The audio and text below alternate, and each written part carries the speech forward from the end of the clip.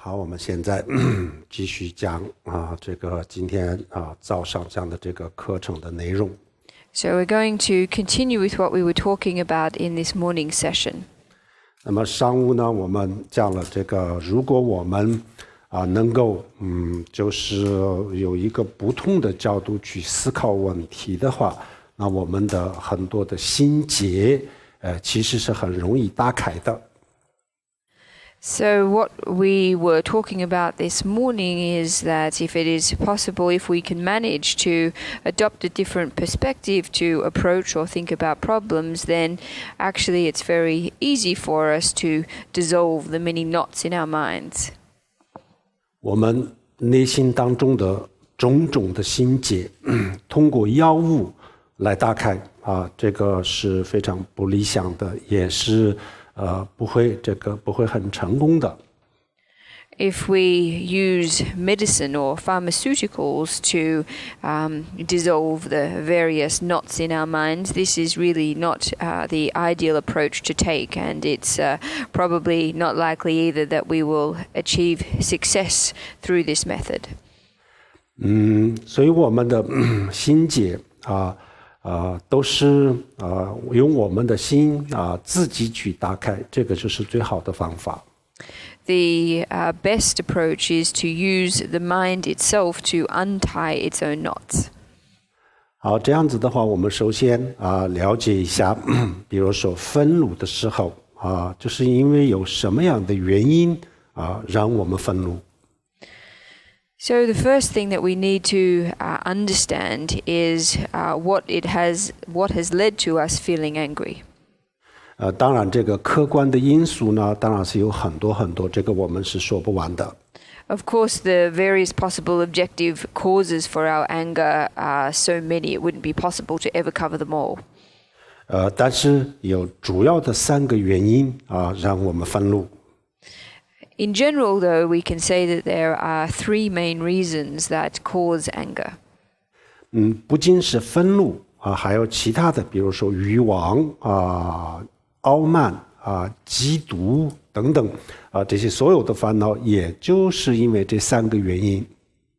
And it's not just in respect of anger that we speak of these 3 main reasons. Also, these reasons pertain to desire, pride, jealousy, and all manner of afflictions.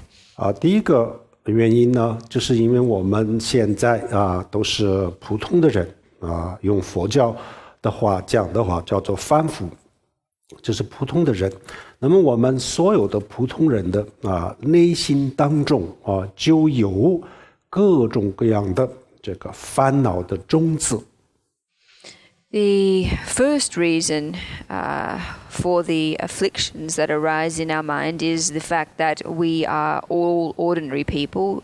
In Buddhist language, we are ordinary mortals, and as such, in our minds there are the seeds for all kinds of afflictions.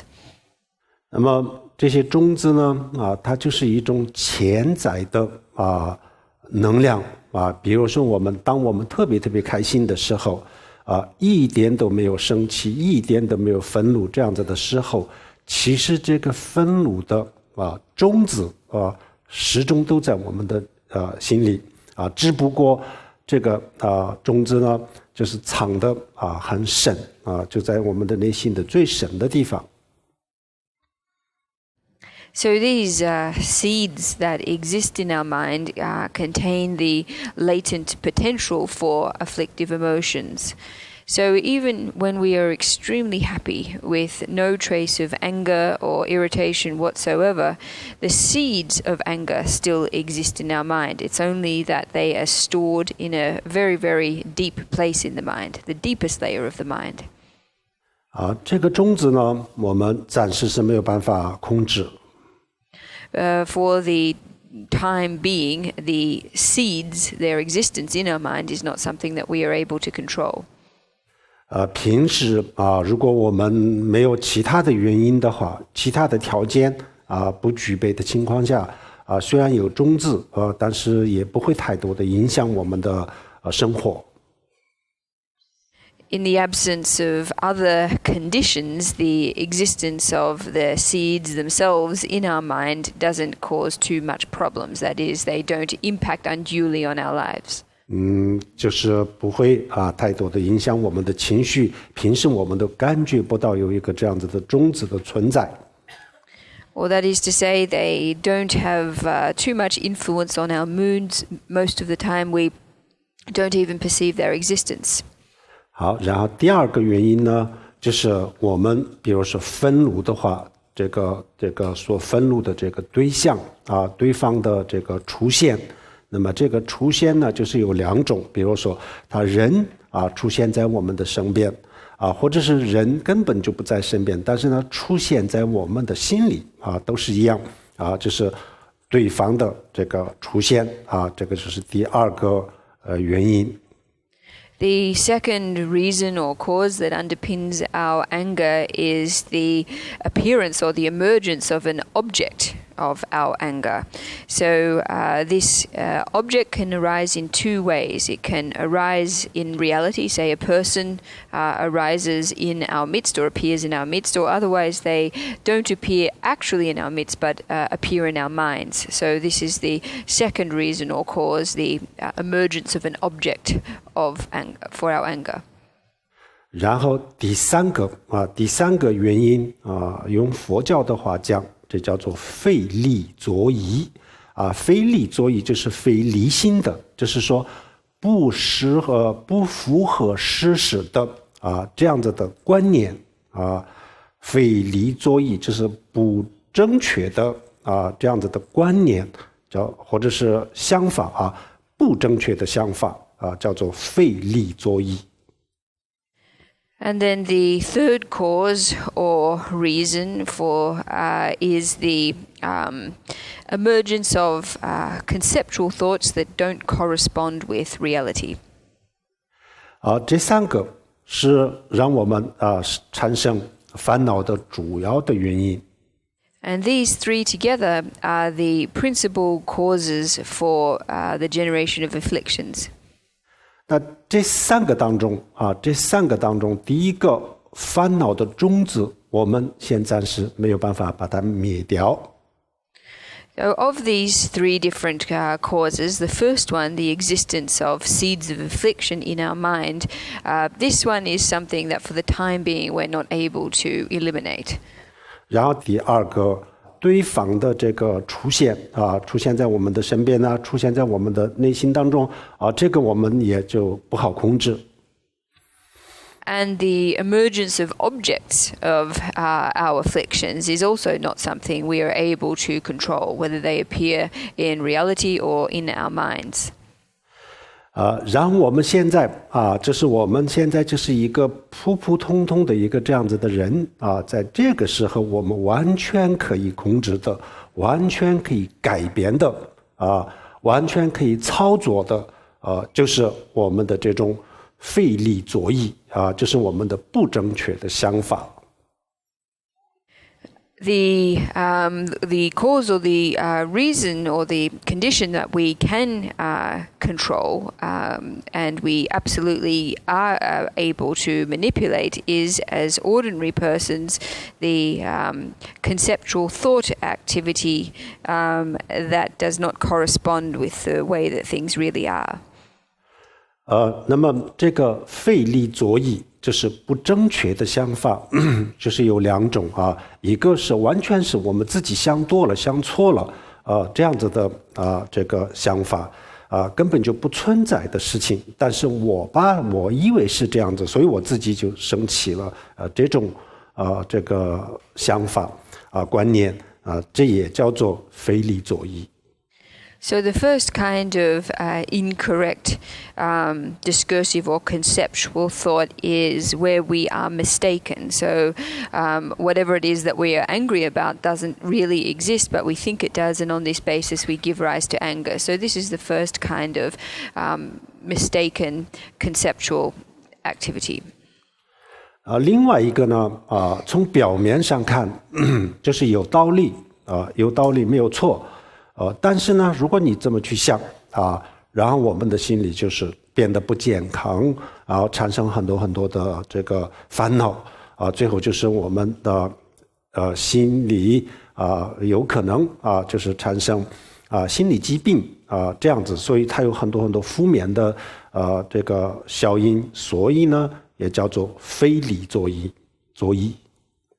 The second type of incorrect conceptual thought is in cases where whatever it is that we are feeling angry about, on the surface at least, seems to make sense. However, thinking in this way is unhealthy for us.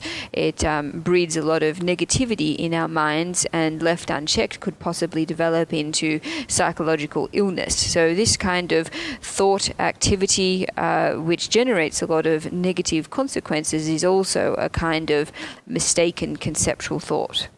比如说有一次有一个人坐公交车，然后这公交车人特别特别的挤。For example, a person taking a bus, and the bus is extremely crowded. 那挤得根本就没有办法转身。So crowded that there's not even room to turn around. 这个时候呢就是站在背后有一个人就是手里的东西一直都压住他的背后让他特别的难受。And if at this time there was a person standing behind oneself who was holding things in their hand and pressing them into one's back, making one feel very uncomfortable. 然后拿什么手里的东西在碰他的背后。And was pressing something into one's back. 然后他以为是有人故意有人是故意的，或者是流氓。The person standing in front would think that the person standing behind them was doing this on purpose, or was otherwise being rather perverted. 然后这下子一想到这件事情，然后让他特别的生气。And in this moment, just thinking about this would make the person standing in front extremely angry. 但是没有办法转身。However, it wasn't possible for them to turn around. 然后忍了很长时间，在这个过程当中，确实是让他特别难受。And so they put up with it, they stifled their anger and just put up with it for a very long time, feeling very uncomfortable. 然后最后的时候，这个生气生到确实是没有办法忍的这种地步，然后呢，他想一切办法转身一看。Until finally the person standing in front was simply not able to contain their anger any longer, and therefore did what they could to turn around. 实际上就是想转身骂人。So they wanted to turn around and rebuke the person standing behind them. 原来就是一个老太太。And it turned out when they turned around that the person standing behind them was none other than an old woman. 因为她站不稳她站不稳，所以她就是手里的东西就是一直碰她的背后。And because the old lady wasn't able to stand stably in the bus, the things that she was holding continually poked the person in front of her. 这下子她看到是一个老太太，然后呢，因为人很多很挤有些时候因为她站不稳手里的东西就碰她的背后，原来又不是流氓，也不是别的人然后这下子她心里的这个气就一下子就消掉了，然后呢，一下子这个愤怒就不见了。And the person standing in front, when they turned around and discovered that the person behind them was none other than an old lady, and that it was only because she couldn't stand stably in the bus that her things continually poked them, when the person discovered this and realized that it wasn't a perverted person or somebody else, in this very instant their anger dissolved and disappeared completely. 现在我们分析一下这个烦恼是怎么产生的。So let's take a look at how anger arose in this case. 第一个他的烦恼的种子当然是有关系但不是主要的原因是这个。Of course, the seeds of affliction are connected to the arising of anger, but they're not the main cause in this situation. 第二个也不是因为这个老太太的出现她后来知道以后一点都不生气。And neither was the main reason the appearance of the old lady, because as soon as the person discovered it was an old lady, the anger disappeared immediately. 主要的原因是什么呢？就是他自己的费力作意。So the main reason in this situation for the anger was the mistaken conceptual thought of the person standing in front. 那是不是我们的所有的愤怒都是这样子自己想多了？当然不是。This doesn't mean, of course, that all of the times that we feel angry is because we have simply been thinking mistakenly about things. 但是如果我们不换一种角度去思考的话那无论是对还是错，无论是有道理没有道理，任何一个事情就可以让我们这么愤怒。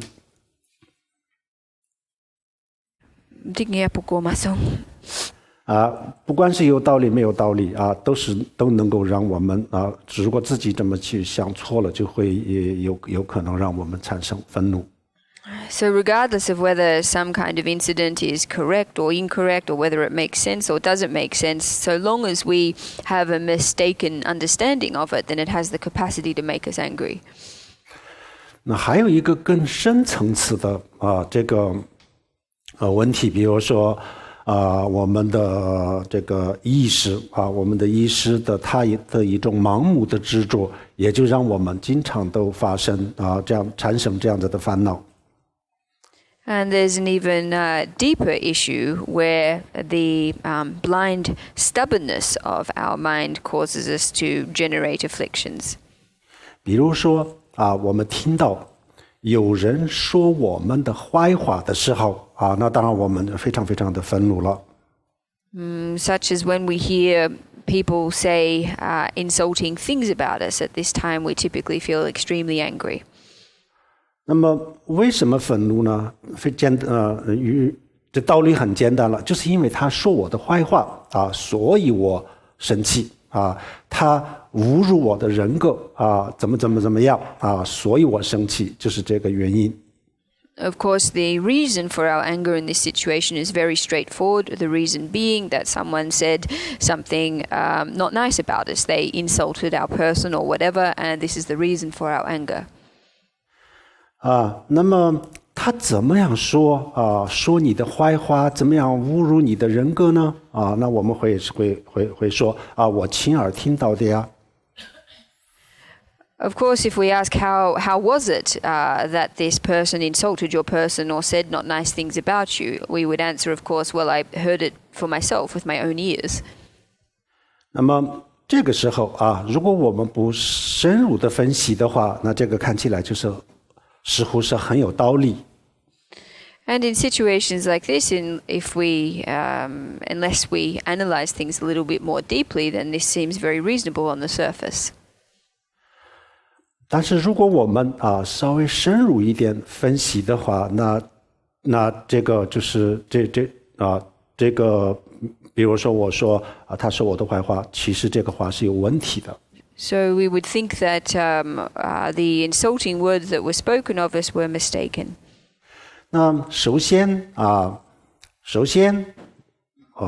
怎么样说我的坏话？当然就是因为他说出这样子的话我就听到了，所以呢，我认为是他所以他说我的坏话，我就生气。那这个大家都认可了。但是稍微深入的分析的时候，这个所谓的他说我的坏话，还有这个声音他到底是他是不是真的说了话这个我们要深入的思考的时候，就会发现一个很奇怪的现象。So, of course, we would think that the words were spoken, the sounds of the words were spoken, we heard them, and they insulted us. This is something that everyone would agree about.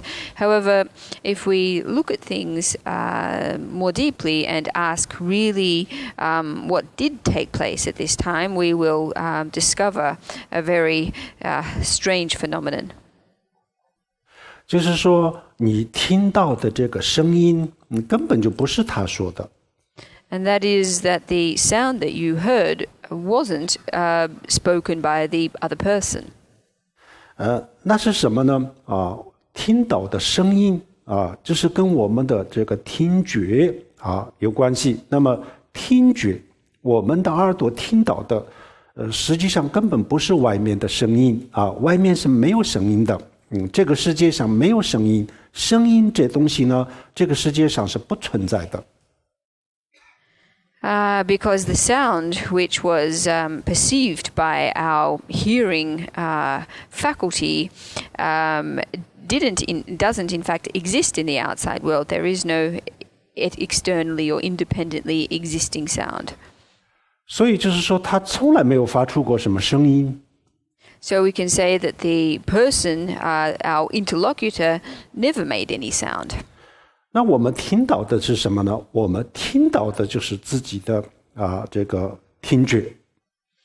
In that case, what was it that we heard? Well, what we heard was our ear consciousness, or the perception of our ear consciousness. 那实际上那我为什么这么听到？他没有说，什么都没有说，我怎么可以听到这样子的声音呢？ Of course, people would ask, if they didn't say anything, then how could it possibly be that I heard something? 然后我们就知道原来这个人说话的这个人的喉咙的声带稍稍的震动了一下。And by looking at it, we can perceive that what took place in the beginning was that there was a slight vibration of the vocal cords of the other person. 然后这个声带微微的震动了以后呢，然后呢，它的空气就有变化，所以我这个说话的周边的空气当中就产生了一种波就是空气压力波。And that due to the slight vibration of the vocal cords of the other person, the surrounding air was affected, creating a sound wave, and this indeed is what we perceived. 然后这个空气压力波就像水波一样，最后就是这个空气的波就传到我们的耳朵里面。This sound wave, just like a wave in the water, finally reached our ear. 然后这个波就是稍稍的震动了一下我们的耳膜。And this wave, when it reached our ear, stimulated our ear membrane. 那实际上真正发生的事情就是仅此而已。So in actual fact, all that took place in this whole exchange was just these few things. 没有发生任何别的事情。In addition to these, nothing else took place. 如果你这个时候没有这种胡思乱想、这个非理作意的话，那顶多就动了一下你的耳膜而已。So in this situation, unless one does a lot of mistaken conceptual thinking, then what took place is little more than a bit of stimulation of one's ear membrane. 但是我们这个时候就开始在这个上面然后就增加了很多很多的东西以后，然后这个事情就是有本质上的不一样了。However, what takes place is that on top of what took place, we elaborate a great deal more, such that the essence of what takes place changes significantly. 实际上，我们现在我们说话，大家听到的这个声音也是一样，也不是别人的声音，就是自己的这个感受用佛教的话，佛教就是很早以前2000多年前就在讲这个事情。最近科学家也发现了，没有声音了所谓的声音就是自己的大脑当中产生的一种画面而已，实际上就是自己的大脑里面的声音啊，根本就不是那个人发出来的声音，那个人什么都没有发出来。So it's the same with all the voices and all the sounds that we hear. These voices and sounds are none other than the experience of our own hearing sensory faculty. This is something that was discovered 2,500 years ago by the Buddha. More recently, science has also discovered this truth. In this situation, there is no, the other person, the interlocutor, is not making any sound. They didn't say anything. Rather, what is experienced is an image or a perception in one's own brain. 然后我们比如说密法密宗里面就有一个叫做六根自解脱六根就是我们的眼耳鼻舌身，然后就是我们的意识，这六个叫做六根自解脱，就是自己得到解脱。In the Vajrayana tradition, there is liberation through the six senses. And this liberation through the six senses here refer to our five sensory faculties, our eye consciousness, ear consciousness, and so forth, as well as our mental consciousness. And self-liberation in this context means that these consciousnesses liberate themselves. 那么六根自解脱当中的这个耳根我们这个六根当中的耳根自解脱是什么？就是这个空气压力波就使它的耳根震动，不断的在震动，但是呢，这就是物理上的一个这个空气压力波就是让它的耳根震动了，但是它内心根本就不震动它内心根本就不震动，不动摇不影响。所以这个声音给它不起任何的这个负面的作用所以它的这个内心是不会受到任何的影响，所以叫做解脱自解脱这叫做耳根自解脱。When we talk about the self-liberation of the ear consciousness, this is a situation where a practitioner hears, say, a sound wave, and it stimulates the different components of their ear. However, there is no impact on the mind. There is no movement that takes place or no influence that takes place in the mind as a result. So that means that there is no negativity that is arisen in the mind upon hearing this sound. So this is what we refer to by self-liberation of the ear consciousness. 这个有一种训练的方法，训练的方法呢自己坐在一个很大的这个镜子坐在这个镜子前面，然后呢把自己照出来然后呢面对面的坐在镜子前面写过。So there's a way that we can train ourselves in this method. We need to seat ourselves in front of a big mirror and look at ourselves. 坐在这个镜子前面，然后呢就是这个把自己呢当作另外一个人这个镜子里面的这个形象，就是当作原来的我，然后我开始批评他。And what one can do in this situation is to imagine the person in the mirror as another person and oneself as oneself, and then to 谁批评谁啊？然后自己的一些生活的细节别人不知道的我们自己都非常清楚了这样子以后呢，首先就讲一些比较表面的不太伤害的这样子的事情然后就是把这些都点出来。And one starts off with this critique of the image in the mirror with details of their life that one knows in great detail, but one starts off with superficial kinds of things that won't cause too much injury or harm, and begins to point these out. 然后呢就是进一步的加深就一些比较触碰到一些比较关键问题的事情拿出来讲你这个人格的不对，然后呢哪里为人处事，什么时候犯过什么样的错误全部指出来。这个时候我们人在一个就是周围根本没有人的一个这样子的房间，这个根本不可能任何人听得到然后这个我们非常清楚，这个镜子里面的形象不是另外一个人，其实就是我的心想而已但是这个时候呢，我们就是有点不高兴就是自己说出自己的这些缺陷这样子的时候，批评的时候，然后就是因为尤其是触碰到一些比较关键问题的时候呢，然后自己心里就不高兴，特别不高兴。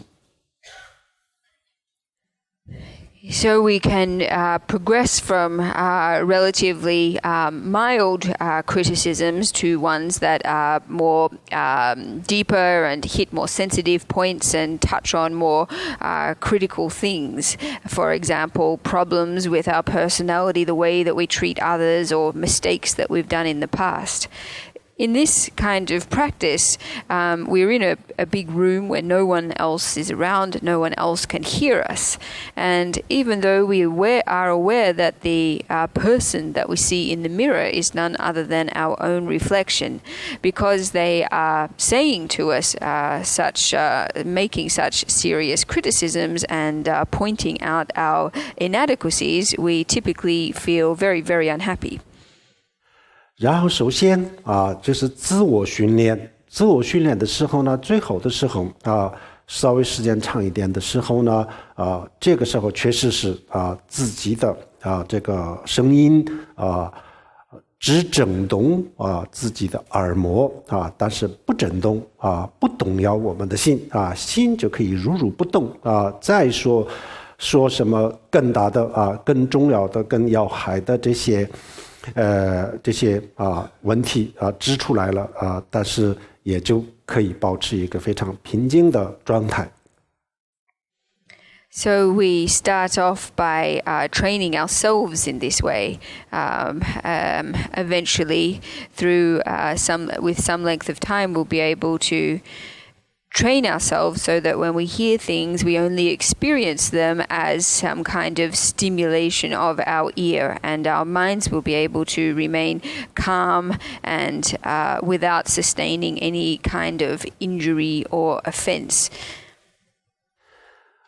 然后有了这个训练以后呢，然后我们可以在生活当中就是故意的去听一些这个时候就不是自己说这个时候是真正别人说那么别人说的时候呢，也去听一听别人对我的这些批评然后呢就做这个训练，这个就是我们平时讲的这个生活当中的修行训练。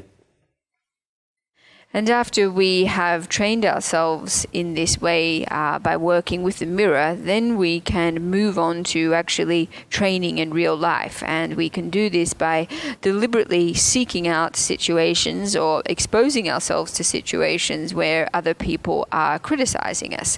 And when we do this, when we listen to the criticisms that are being made, then this is a way of doing practice in real life. 最后真的是达到了这个六根自解脱这样子的类似于这样子的这个境界就是听到了平时非常非常不喜欢听到的这样子的批评但是心可以很淡定。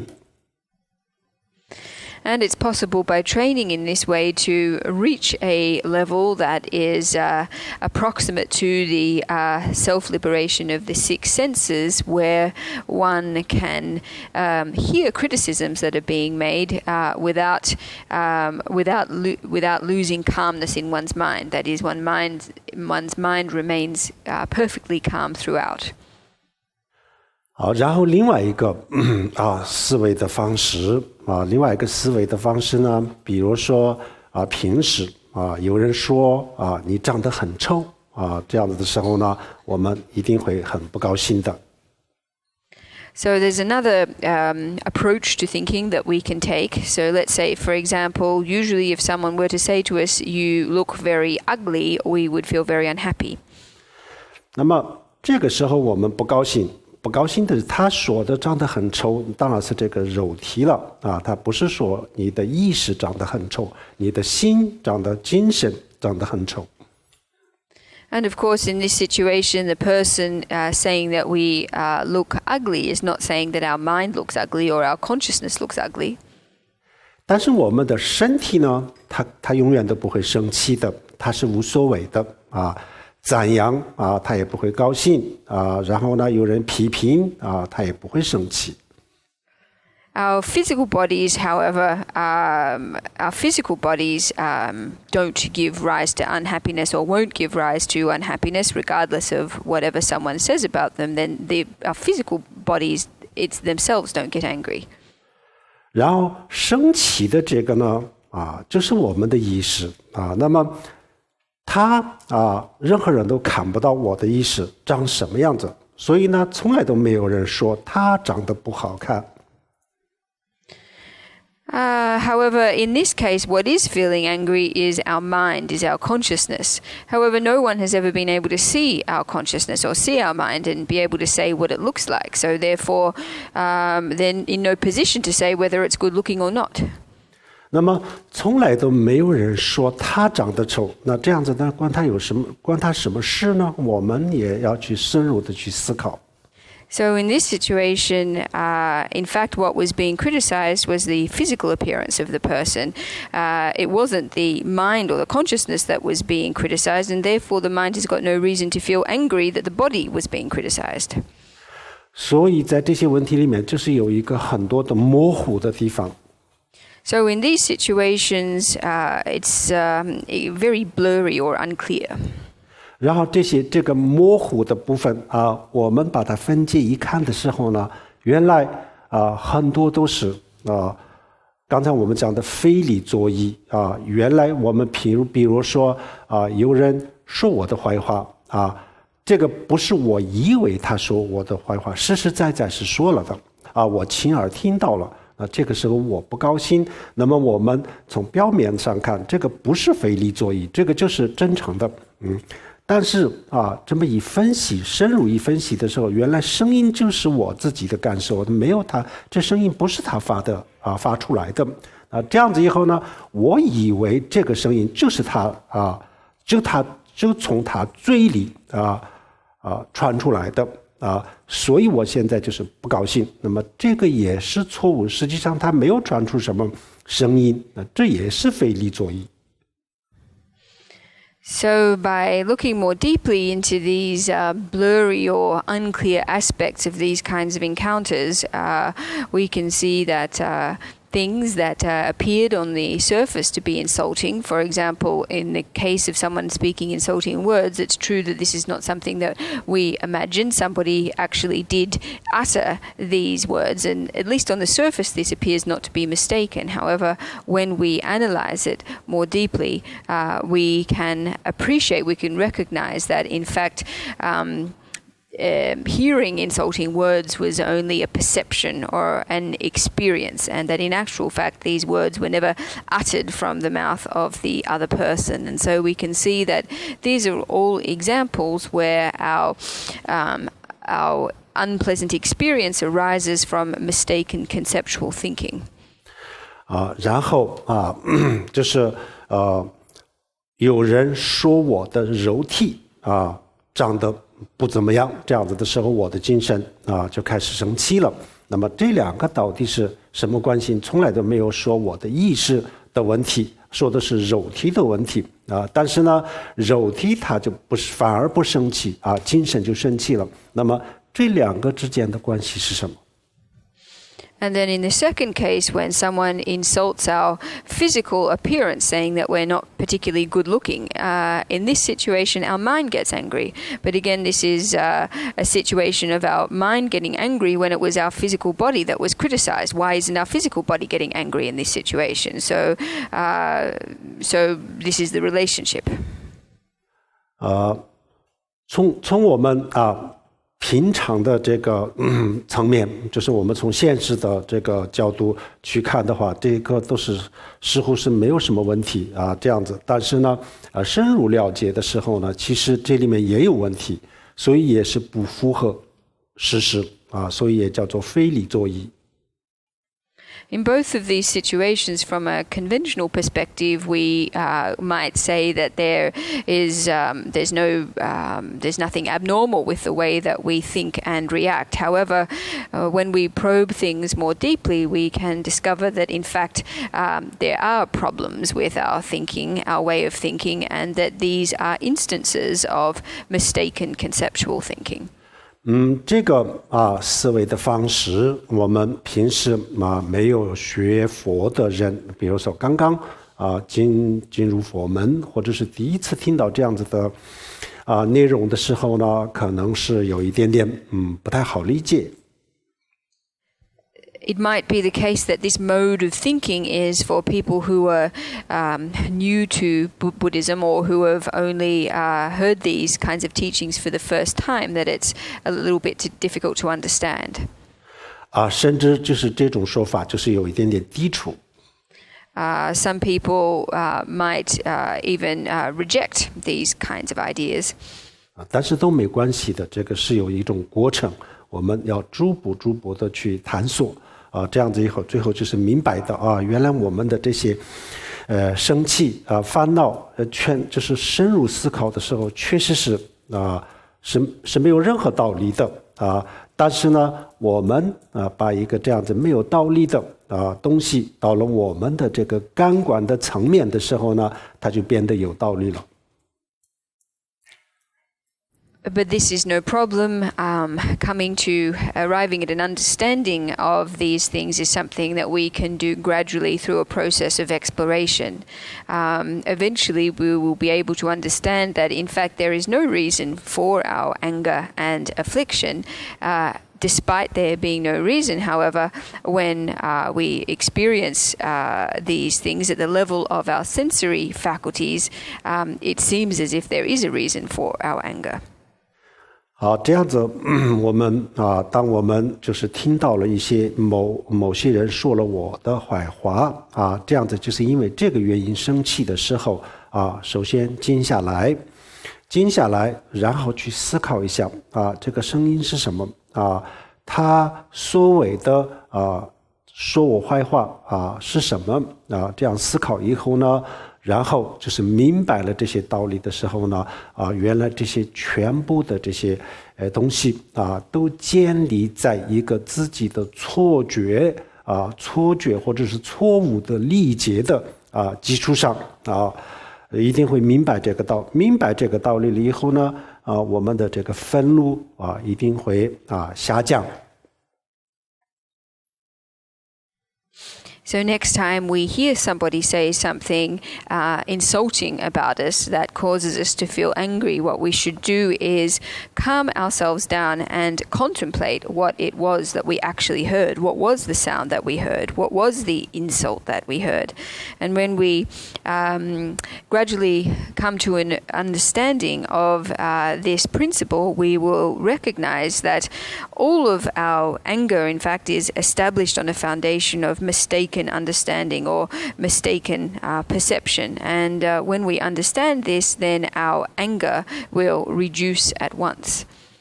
还有一个我们刚才讲的这个把一个镜子大一点的镜子放在前面然后呢，我们就是在这个镜子里面看出来的面对我自己的形象然后就是说一些他的坏话，然后看我的心动不动了，这种训练也是非常有意义的也是一个在这个过程当中我们也会发现一些非常奇怪的事情比如说一周就一次然后呢一次就10分钟15分钟这么一个短的时间做一个训练这也是一个非常好的方法。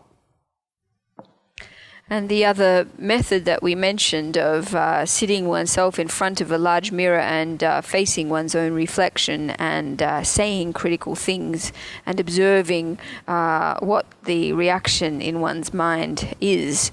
This is a very meaningful and useful form of practice, and by doing it we can discover strange results that even within a very short period of time of doing this kind of training, even as little as 10 to 15 minutes once a week, that we will begin to see good results. 好，这样做一个训练的话，那时间不需要太长的时间啊。最后呢，我们就深深的体会到啊，原来别人说我的坏话，也就是这样子啊，没有什么大不了的事情啊，这样就是这种心态啊。然后呢，我们就在现实生活当中，真正的有一天听到了特别不愿意听到的这样子的事情的时候呢，之前没有做过训练和现在完全是有一个很大的不一样，巨大的变化。We don't need to do this practice for a particularly long period of time. Even within a short period of time, we can gain really deep experience that insulting words are not much other than this, and that they are no big deal. And we will be able to cultivate this kind of attitude. And when we bring this into our everyday life, if one day we hear words spoken about us that really are truly insulting, that we would never wish to hear, through this training we will discover that our response, after having done some training compared to that of when we had done no training, is there's a big difference. 好，这个我们刚才讲的3个这个让我们生气的这个原因当中，这个我们刚刚讲的这个威力的作意，这个是我们随时都可以改变，这个观念是可以改变。这个观念一改变了以后呢，然后我们的脾气就是不会那么的这个暴躁很多人现在因为工作压力，各种各样的压力在这种压力下每一个人就是逐渐就变得这个脾气非常的暴躁非常浮躁就没办法控制。所以呢，我们就是安排抽一点时间做一个这样子的训练一定会有收获的。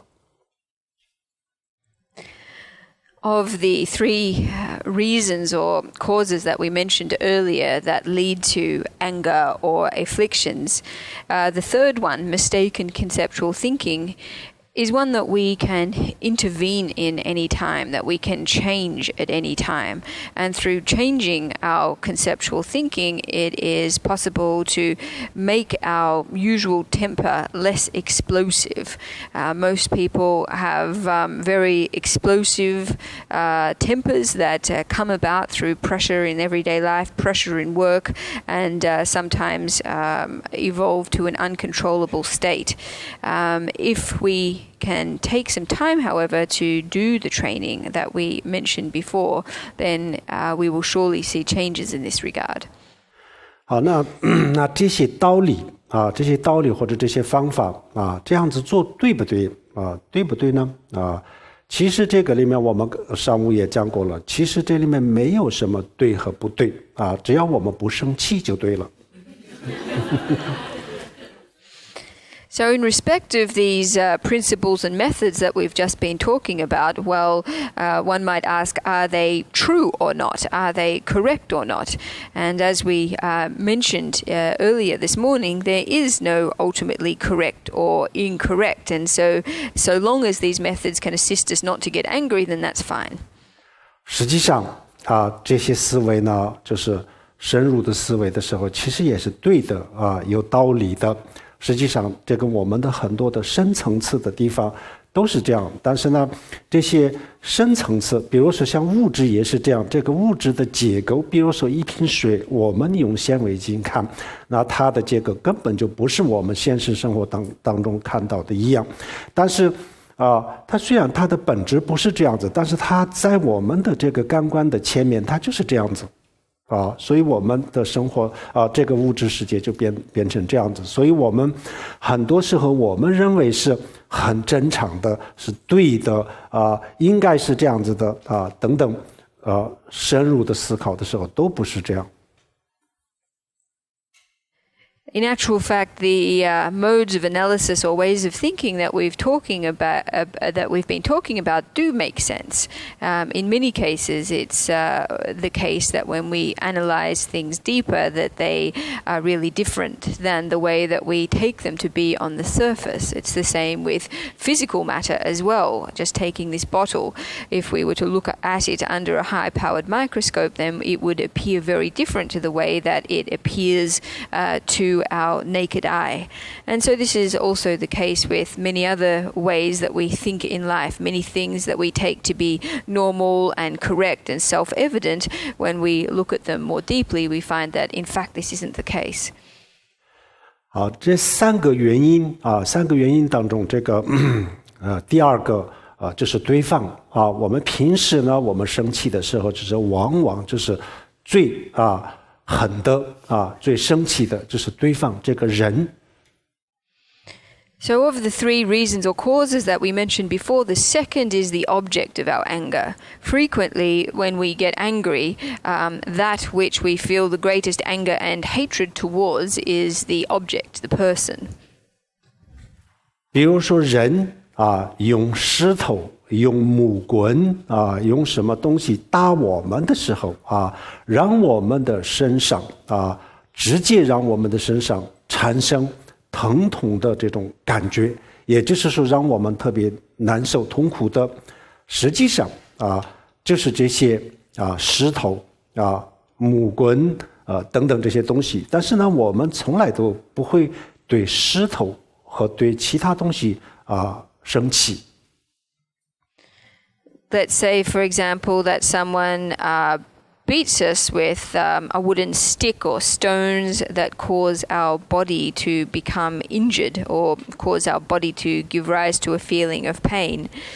In factual fact, what has caused our feeling of pain is the stick or the stones. But we never feel angry towards the sticks and the stones. We always feel angry towards the person. 那我们为什么对这个石头砖头不生气呢？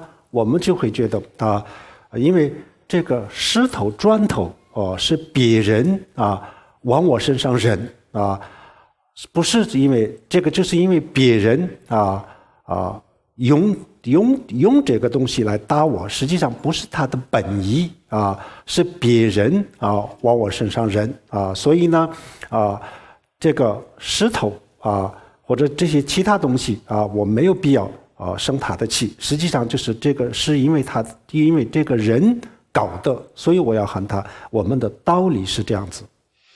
And of course, the reason that we think like this is because we would think that there's no reason for us to be angry at the rocks or the stones. They were thrown at us by someone else. It was that other person who threw them at us that caused us to be injured. So this is our conventional way of thinking. 如果以这个道理以此类推。这样子的话，那么人也是一样的人也不是故意的，因为人他平时也，比如说以前是我的一个非常好的朋友，那这样子，后来他伤害我打我这样子的话，那他对我很好的时候哪个阶段他是这样子吗？他不是这样子那后来他为什么变成这样子呢？这不是因为他人的问题，就是因为就是主要的原因就是他的人的精神的一部分就是烦恼因为烦恼人也就是失去自由了所以这个主要的原因还不是人就是烦恼。But if we continue to infer in this manner, then we can say that not only were the rocks and stones not deliberate in inflicting pain, but neither was the person themselves, the person who threw them. Let's just say this person once upon a time was our good friend and then subsequently did these actions that harmed us. We might ask, what was it that caused them to change? And in asking this question, we can answer that it wasn't the person itself that changed, but rather their mind, and only a part of their mind. That is, it was due to afflictions that caused them to lose control and do what they did. 这种推理听起来就是有点荒唐其实不是真正荒唐的，就是我们自己的这种想法确实是很荒唐的。其实这个道理完全是这样子如果我们认为，因为这个砖头是别人扔到我的身上不是他自己飞来的，所以我不生他的气，没有必要生他气。那么这样子的话，那么人的手人为什么这样子动手人为什么向我动手？也不是他那是什么呢？谁让他这么做呢？那是他的烦恼，他的愤怒所以我们最终得到的结论我们的真正的敌人就不是这个人，而是这个人的烦恼，而是这个人的愤怒，愤怒才是我们的敌人，人不是我们的敌人。Even though it might seem that this mode of thinking is a bit absurd or ridiculous, actually it isn't absurd or ridiculous. What is absurd or ridiculous is our own way of thinking. If we say that we are not angry at the rocks or stones because they weren't the ones, that it was the person who threw them, not the stones themselves, then we should apply that same logic and ask what caused the person to do this. And if we ask this question, we can see very clearly that it was actually their afflictions that caused them to throw the phone. So we finally or eventually then can recognize that our enemy is not the person, but rather their afflictions, that our ultimate enemy is anger and afflictions. 那么这个消灭敌人佛教的方法，他认为他的敌人就是对方的愤怒，而不是对方，所以呢，他就想办法消灭他心里的愤怒这是佛教消灭敌人的方法。In Buddhism, when we speak of destroying one's enemy, we don't mean destroying the person, but rather the anger in their mind. So when this is the enemy in Buddhism, is not the person, but rather the affliction or anger. 然后我们世俗的人消灭敌人的方法，他不认为他的敌人是这个人的愤怒，他认为他的敌人就是这个人所以他就要消灭这个人，而不是消灭他的烦恼。However, for ordinary worldly people, destroying enemies means destroying the person, not destroying the anger or the affliction. 然后因为这样子的观点就是发生了人类历史上发生了各种各样的战争结束了吗？还没有结束将来还出现什么样的这个战争，谁都说不清楚。还有一个更重要的问题，更严重的问题呢，比如说这一世然后你即使是消灭了你的敌人，但是呢，就是结上了更严重的恶缘。那这个恶缘就是在这个轮回当中是没完没了的就是几千万年、几百万年当中就是相互打打杀杀，没完没了。那结果就是这样子。And it's due to this reason that throughout the course of human history, we have had as many wars as we have had. Are these wars yet finished? No, they're not. They're still going on, and how many will take place in the future, no one can say for sure. But amidst this is an even more serious problem, and that is that even if in this life we manage to destroy our enemy, in doing so we will be sowing the seed of even more serious negative karma that will then result in negative outcomes in endless lifetimes in the future. So this is what causes an endless negative or vicious cycle. 然后世俗的人就是战争然后打败了对方的比如说国王、大臣或者是军队这样子以后呢，那么他的老百姓那么就是变成了他的了，那就不需要去消灭。那人类历史上古代都是这样子。For worldly people or for ordinary people in the course of wars, after a king or ministers or armies were conquered, then the ordinary people were taken by the other side. In ancient times, this is what happened. 然后佛教我就把对方的这个愤怒打败了消灭了以后呢，人就可以变成我的很好的朋友我就不消灭这个人，我就消灭他的愤怒。这就是佛教的这个消灭敌人的方法。最后呢，人就可以成为他的很好的朋友了。The Buddhist approach to conquering enemies, on the other hand, is one of eliminating the anger or the affliction in the enemy and not the other person. By taking this approach, it is possible that one's enemy can actually become one's friend. So this is the Buddhist approach to destroying enemies. 然后我们发现有人对我不满或者是对我愤怒这样子的时候呢，那我们想办法消除他的内在的愤怒这样子以后呢，当他的愤怒没有了以后呢然后他就可以变成我的非常好的朋友，完全是有可能的所以呢，佛法它的所有的方法都不对人就是对烦恼像文殊菩萨的手里有一个宝剑大家都看到了宝剑。还有我们比如说很多的佛像的这个手里就是有一些武器，古代的武器，枪刀有，但是这些宝剑这些枪这些弓箭不对任何人对什么呢？不针对任何一个人，任何一条生命针对什么呢？针对众生心里的烦恼他要杀掉的，他要消灭的就是这些烦恼，而不是这些生命。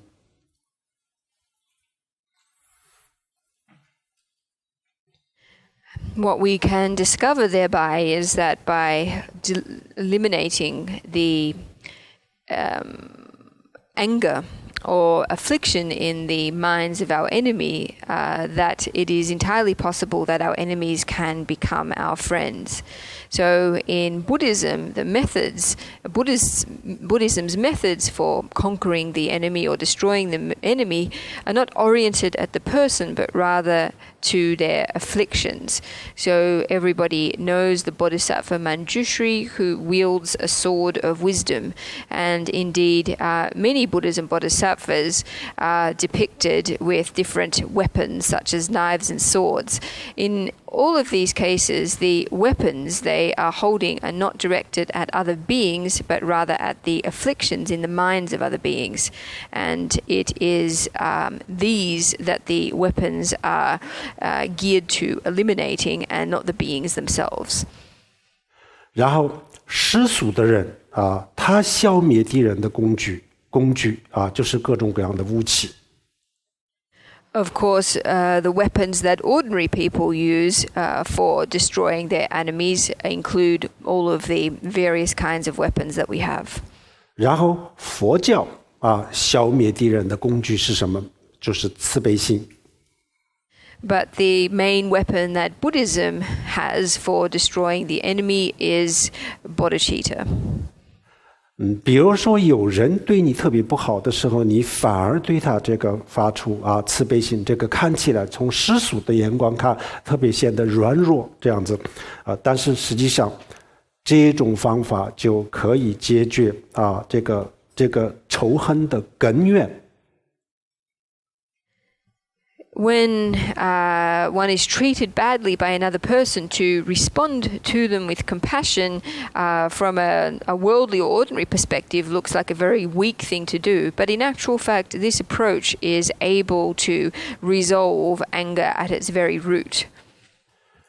比如说某一个人对我特别不好的时候其实我们是做不到。假使我们能够做得到的话，那我反而对他更好一点这样子的话，那么他的这个内心当中的愤怒就是因为我的慈悲心就感化了他的这个就是愤怒然后没有这个愤怒了以后呢，然后人对我没有什么不好我们可以做很好的朋友这样子从此以后呢就完全就结束了这个仇恨的恶缘。So in a situation when someone treats us very badly, if we are not able to respond in this way, I guess we can't respond in this way, but if we can, what we should do is treat them even better when they treat us badly. And by responding to their anger with compassion in this way, it is possible for us to dissolve their anger and for us to be able to be friends.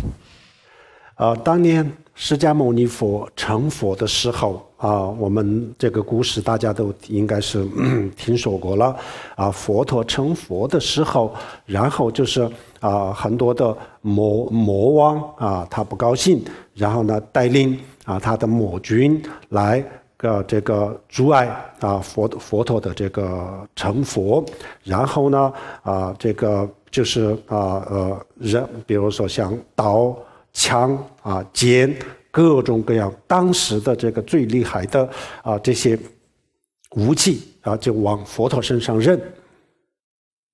Everybody is probably familiar with the story of the Shakyamuni Buddha when he was about to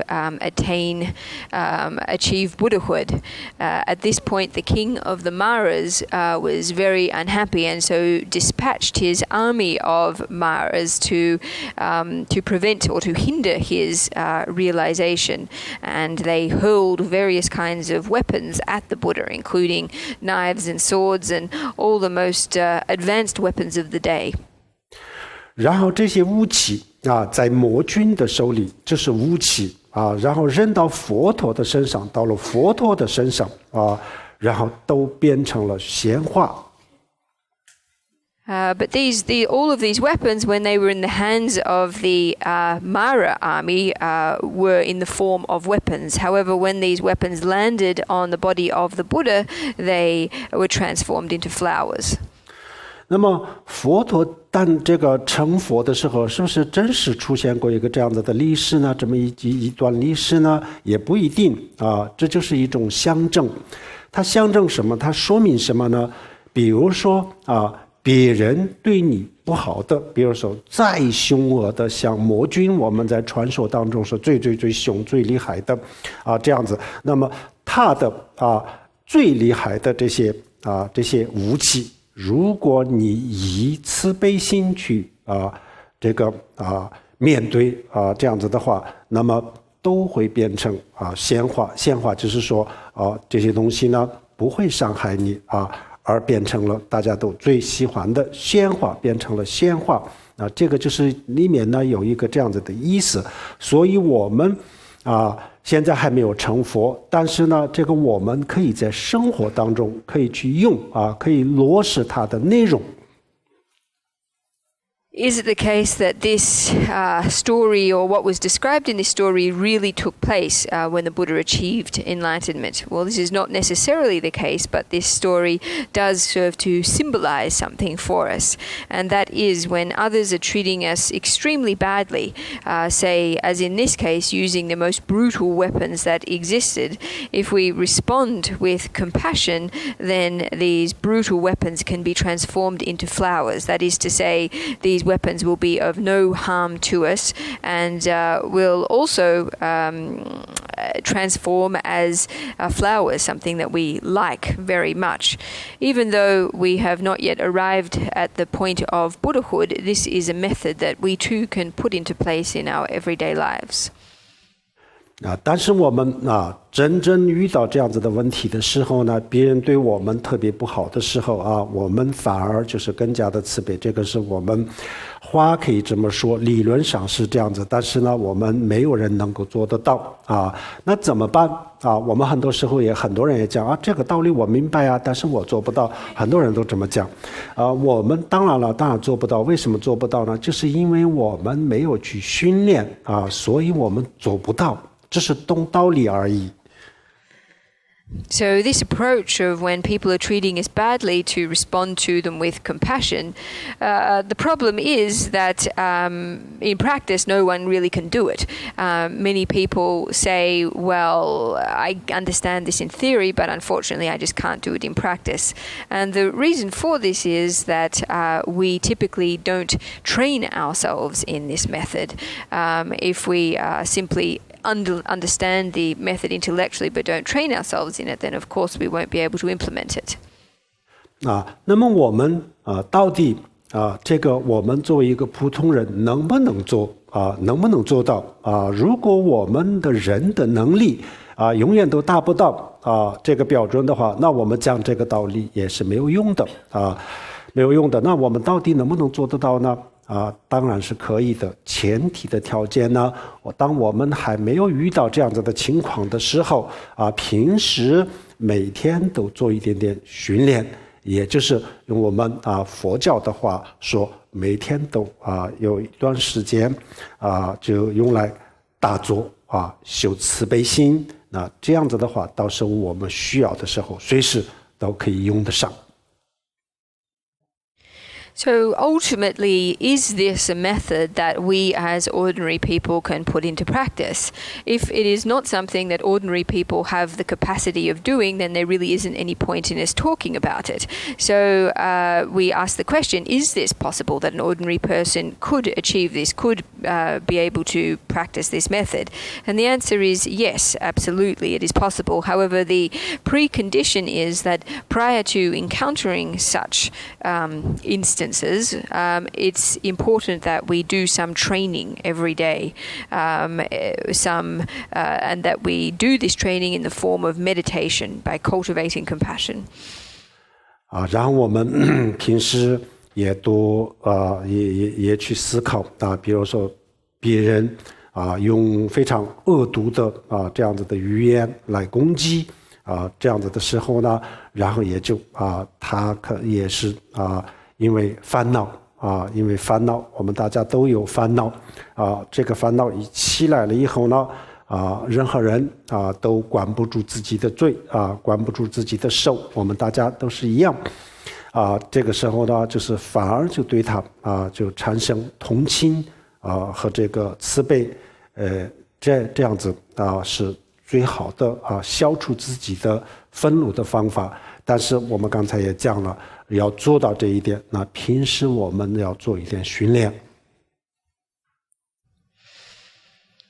So we should accustom ourselves to thinking or contemplating that when we find ourselves in a situation where people are using extremely poisonous language to attack us, that the reason they do that, in fact, it is their afflictions that are causing this. It's the arising of their afflictions that have led to them not to be able to control their mouth or control their actions. And this is something that everybody experiences in this situation. So by thinking in this way, it's possible for us to give rise to empathy for others. And indeed, this is the best way of eliminating our anger. However, as mentioned before, this is something that we beforehand need to train ourselves in. 这个时候我们以一个能够理解对方的这个心态来看怎么样理解呢？就是因为这个烦恼一产生了以后呢任何一个人都是一样，就控制不住自己。比如说，我们每一年都全世界有100万人去自杀啊，难道他们不珍惜自己的生命吗？当然不是啊，每一个人啊，每一个包括一个动物、蚂蚁啊、蚯蚓啊，都是一样，就是大家都认为自己的生命才是最珍贵。但是啊，烦恼一起来了以后呢，啊。就是把自己的生命都会毫无犹豫的毁掉。那烦恼就是有这么厉害啊！这个100万人呢，每年100万，这100万人他没有烦恼的时候呢，他会这样子吗？根本就不可能的。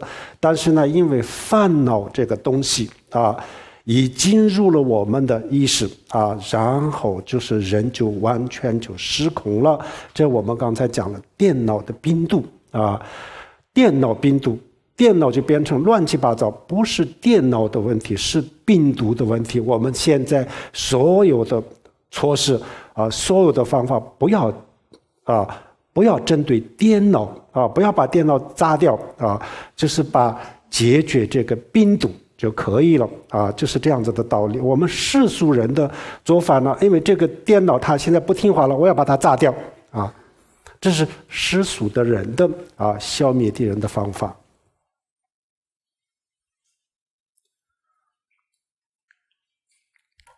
弟子们送啊。무적. Then, so by coming to understand, or by gaining an understanding that it is the arising of afflictions in the minds of others that lead them not to be able to control themselves, we will be able to appreciate that, say, in the situation of suicide, 1 million people commit suicide each year. This is not due to the fact that these people don't cherish their lives. Every single being, whether from a small ant or a fly, regards their lives as the most precious and treasured thing. So would it be, if were it not for affliction, then none of these people would wish to destroy their lives. However, this is the power that affliction has, such that when it arises, people are even willing to destroy their own lives without the least hesitation whatsoever. So this kind of loss of control that we speak about now is like when a virus infects a computer and turns it into a state of chaos. This takes place not because of the computer, but because of the virus. So because of this, our response should be not to destroy the computer, but to remove the virus inside it. Of course, the approach of an ordinary person or a worldly person is to discover that the computer is not working and to destroy the computer. And indeed, this is the worldly or ordinary approach to destroying enemies. 如果电脑的程序有了病毒，然后我们把电脑炸掉就是因为理由就是因为它不工作了，它不听话，它不听我的命令，所以我要把它炸掉。那么这种行为大家都认为是非常的荒唐但是如果换过来比如说有一个人的意识当中，他平时不是这样子，但是呢有一个人的意识当中进入了烦恼就是进入了这个愤怒这个病毒，然后呢他就对着我干，那这个时候呢有人去把这个人消灭了，那么我们世俗的人就不觉得这个荒唐。其实这两个道理是一模一样的，完全是一样那为什么道理都是一样呢？那我们为什么还觉得这个不荒唐？一个是很荒唐的行为，另外一个是非常合理，为什么这样子呢？这不就说了吗？我们刚才我们的这种思维的方式就是不懂得换角度去思考就这么一个非常死板的思维的方式去思考，所以觉得这个是有道理的。Of course, if a computer were to be infected by a virus and then begin not to work very well, then to take the action of destroying the computer would be seen by everyone as a very ridiculous course of action. However, If, on the other hand, if we take the example of a person, let's just say that the mind of a person is ordinarily okay. However, due to the arising of affliction, the arising of anger, they do particular things. Then to destroy the person is something that many people would see as not ridiculous. But in actual fact, in both cases, whether it be the computer that is infected by the virus or the person who is taken over by an affliction, both follow the same principle. Why is it that we see one as ridiculous and the other as reasonable? Well, the reason is that, just as we talked about earlier, that we are not accustomed to knowing how to change perspectives, change the perspectives through which we view a particular situation. We're accustomed to looking at things through the same old rigid perspective. 好，这个时候我们还要去思考一下，那么谁让他产生了这么严重的这个愤怒把自己的生命都可以毁掉，把别人也可以毁掉，把自己的未来都毁掉的这样子的烦恼谁让他产生这样子的烦恼呢？这个时候我们很多时候都从来都不考虑我自己有没有这个责任从来都不考虑，我们认为这是他不对他不应该怎么。但这个时候，如果我们设身处地的去思考一下，也许让他这么烦恼，跟我有很大的关系如果是这样子的话，那真正的受害者不是我，而是他因为我让他产生了这么严重的烦恼，然后呢，因为他有这样子的烦恼的时候，他就失控了然后呢，他没办法，他关不住自己的嘴，关不住自己的手就导致了这样子的这个结果。然后呢，这个结果一定会影响到他的各个方面，他的生活、工作各方面所以他是受害者所以呢，这个时候呢我们更加的觉得就不应该不应该去恨不应该去愤怒别人实际上让他这么产生这么大烦恼，跟我有关系，是我不对那这个也是一个非常好的一个消除愤怒的一个方法。Another approach or way of thinking that we can adopt is to inquire who it was or what it was that made this other person give rise to such serious anger, such that they would destroy themselves or destroy others and destroy their own future through the actions that they take on the basis of that anger. And we should ask the question, do I personally have some responsibility in this? Typically, this is never something that we ask of ourselves. We're always accustomed to blaming the other person. However, if we really search deep inside ourselves, it's possible that we might discover that the affliction, the anger in the mind of the other person actually has a significant connection with ourselves. And if this is the case, then in actual fact, the victim is not ourselves, but the other person. Through giving rise to affliction, losing control, not being able to control their speech and their actions, they did things with particular results which will have negative impacts on their life for in the future. So we can see in this situation that the victim in this situation is the other person. And by thinking like this, we can see that there's no justification for feeling anger towards others or hatred to others. And by recognizing one's own fault or implication in the arising of anger of another person, this is a really effective method for eliminating our own anger. 今天我们给大家介绍的这些消除自己的烦恼的这些方法我们随时都可以用而且我们每一个人都能够用得上的一些这样子的方法。 So the methods that we have introduced this afternoon for eliminating one's anger are ones that everyone can use anytime and any place, and they're also methods that are relatively easily able to be implemented. 然后我们平时我们生活当中呢，就是有些时候，就是因为各种各样的原因就生一点点的气这个很难免也用不上这么多的方法但是呢，有些时候确实是比较深一点的这个仇恨先是生气然后这个持续的连续的。这个部分叫做仇恨那开始的这个念头就是生气、愤怒的延续就是仇恨。那么这样子的这个仇恨和愤怒是确实是对自己也有很大的伤害，对别人也有非常不利的。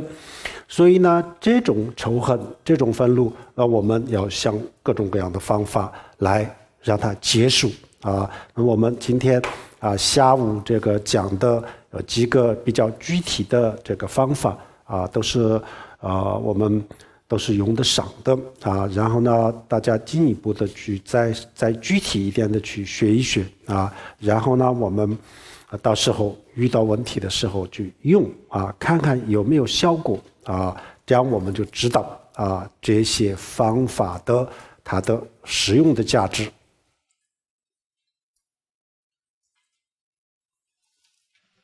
So it's unavoidable that in the course of our lives, due to various small reasons, we'll give rise to a bit of anger.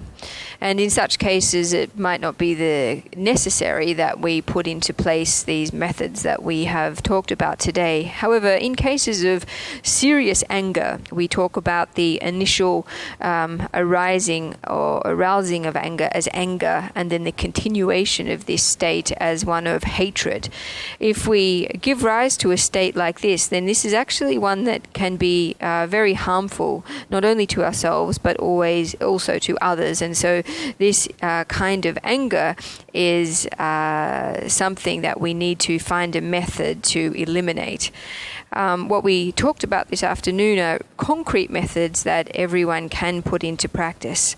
And by studying them and training oneself in them a bit further, you can see for yourself whether or not they bring about results. And by doing this, everyone will surely recognize the use value of these methods.